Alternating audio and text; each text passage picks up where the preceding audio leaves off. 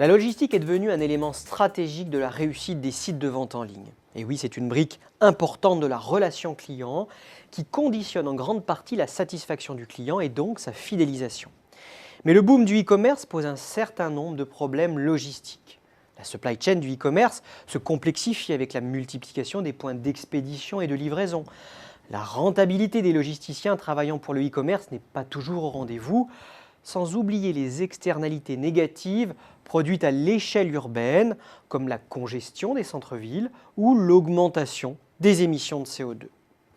Il existe pourtant des leviers d'optimisation de la supply chain du e-commerce selon l'étude de Precepta.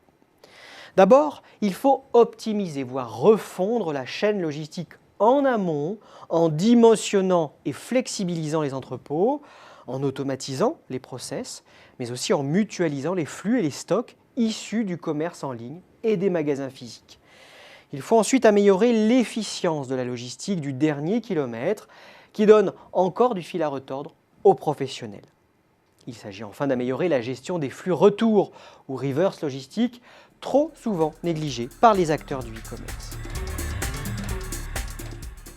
Face à l'essor du e-commerce et à l'émergence du cross-canal, l'heure est venue pour les e-logisticiens d'ajuster leur stratégie.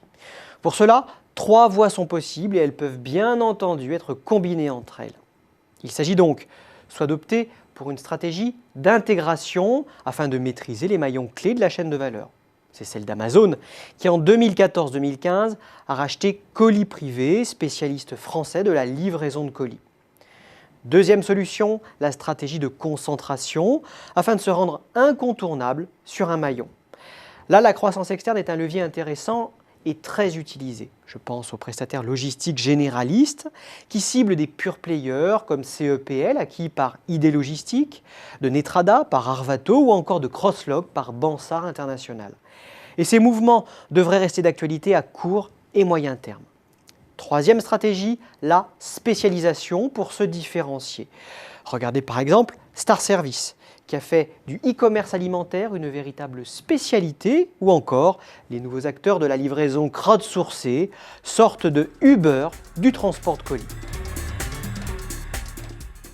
Pour accompagner leur stratégie et tenter de construire une chaîne logistique globale, harmonisée et durable, l'étude de Precepta démontre que les logisticiens devront nouer des alliances. Des alliances avec des acteurs de la chaîne logistique et donc peut-être avec des concurrents, mais aussi avec les villes. Alors pourquoi bâtir des alliances avec d'autres partenaires de la chaîne logistique ? Eh bien c'est pour apporter un peu d'harmonisation et de cohérence à l'échelle locale, alors même que les acteurs développent chacun de leur côté leur propre solution logistique et que le foncier est rare en zone urbaine. Collaborer avec la ville présente pour sa part plusieurs avantages majeurs pour les acteurs de la logistique. C'est en particulier un terreau fertile pour inventer de nouveaux business models à travers l'exploitation des données.